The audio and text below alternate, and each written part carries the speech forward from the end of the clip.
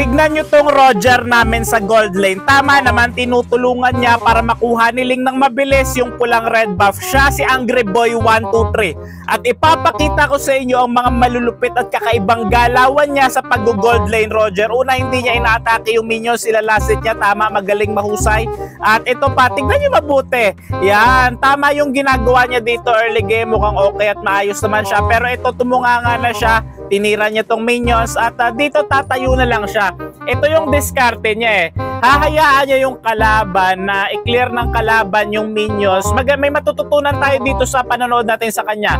Dito lang siya pumipwesto, malayo sa minions para hindi siya mag-gank, hindi siya mapitas, play safe siya. Hindi niya rin kinukuha yung minions para bigyan ng partida yung kalaban. Tama, maganda yung ginagawa niya. Tignan niyo yung ginagawa niya, maganda yung ginagawa niya eh. Tignan niyo, nakatunganga lang siya, naglalag jutsu siya, kunwari lag siya para yung kalaban atakihin siya. Pero nagkukunwari lang siya, lagyan. Pero tignan niyo naman, tatakbo na siya ngayon. Ayan, pero yun nga lang, mahuli siya dito ng kabayo, pre, mahuli siya. Pero okay lang yan. Ito, buhay na ulit si Angry Boy 123. Panoorin natin, mabilis maglakad tong si Angry Boy 123. Hindi siya nagpapalit anyo sa pagiging lobo. Okay lang yan, naglalakad lang siya. Ganyan mag-Roger. Ayan, dito hihintayin niya yung salagubang. Hindi niya pupuntahan yung kanyang lane, okay? 2 minutes ba lang ng laban, papabayaan niya na lang yon.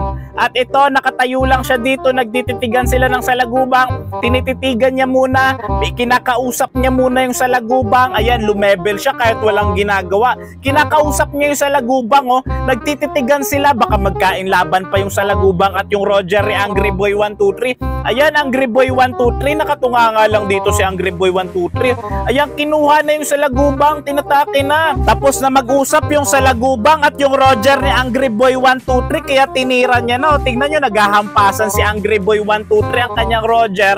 Tapos yung salagubang, pinabayaan na yung gold lane.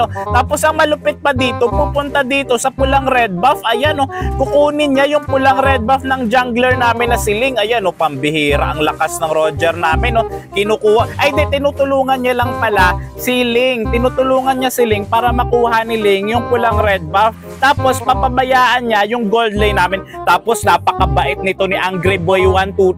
Tignan niyo mabuti si Angry Boy 123. Ayan, yung Roger niyo, tinutulungan yung Ling namin para mag-buff. Tinutulungan, ang bait naman. Tapos pinabayaan na dun yung gold lane. Pero okay lang yan. Tama yung ginagawa ni Angry Boy 123. Grabe si Angry Boy 123. Tapos yung taong bato naman, kukunin naman ni Angry Boy 123. Grabe. Kakaiba yung galawan at diskarte dito ni Angry Boy 123.